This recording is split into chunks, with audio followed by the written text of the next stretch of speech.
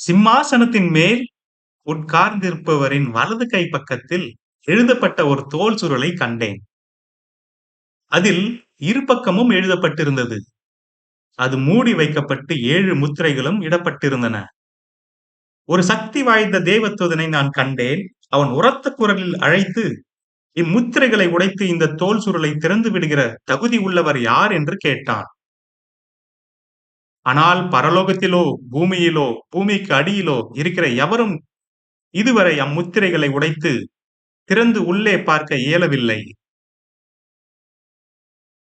எவரும் அந்த தோல் சுருளை திறந்து உள்ளே இருப்பதை பார்க்காததால் நான் மிகவும் அழுதேன்.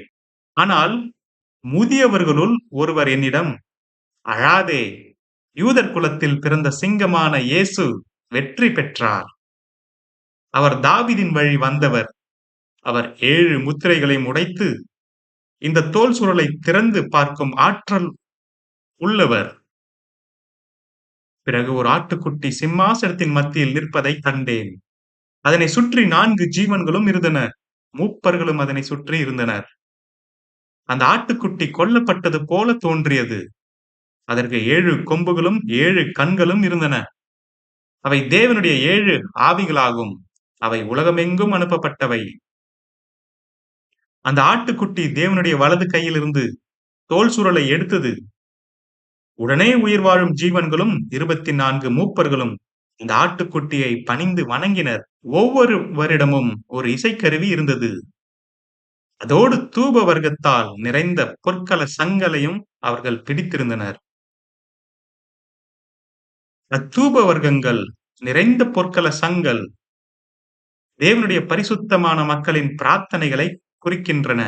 அவர்கள் அந்த ஆட்டுக்குட்டிக்காக புதிய பாடலை பாடினர். தோல் சுருளை எடுக்க நீரே தகுதியுள்ளவர். அதன் முத்திரைகளையும் நீரே உடைக்கத்தக்கவர். ஏனென்றால் நீர் கொல்லப்பட்டவர். உம் குருதியால் தேவனுக்காக மக்களை மீட்டுக் கொண்டவர். அவர்கள் பல்வேறு இனத்தை, மொழியை, நாட்டை, குழுவை சேர்ந்தவர்கள். நீர் நம் தேவனுக்காக ஒரு ராஜ்யத்தையும் ஆசாரியர்களையும் உருவாக்கினீர். அவர்கள் இந்த உலகத்தை ஆளுவார்கள். பிறகு நான் பல தூதர்களை பார்த்தேன். அவர்களது குரலை கேட்டேன். அத்தூதர்கள் சிம்மாசனத்தை சூழ்ந்து இருந்தனர். அவர்கள் ஜீவன்களையும் முதியோர்களையும் சூழ்ந்து இருந்தனர். அவர்களின் எண்ணிக்கை 1000 10,000 இருந்தது.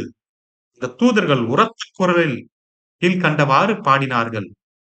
கொல்லப்பட்ட இந்த ஆட்டுக்குட்டியானவரே வல்லமையை, செல்வத்தை, ஞானத்தை, பலத்தை, புகழை, மகிமையை, பாராட்டுகளை பெற்றுக்கொள்ள தகுதியானவர். பிறகு பரலோகத்தில் உள்ள அத்தனை உயிர்கள் ஜீவன்களும், பூமியிலும் கடலிலும் பூமிக்கு அடியில் உள்ள உலகிலும் உள்ள அத்தனை உயிருள்ள ஜீவன்களும் கீழ்கண்டவாறு சொல்வதை கேட்டேன். சிம்மாசனத்தின் மேல் வீற்றிருக்கிறவருக்கும் ஆட்டுக்குட்டியானவருக்கும் பாராட்டுகளும் கனமும் புகழும் அதிகாரமும் சதா காலங்களிலும் உண்டாகட்டும். கேட்டு அந்த 4 உயிருள்ள ஜீவன்களும் ஆமேன் என்று சொல்லின. மூப்பர்களும் பணிந்து வணங்கினர்.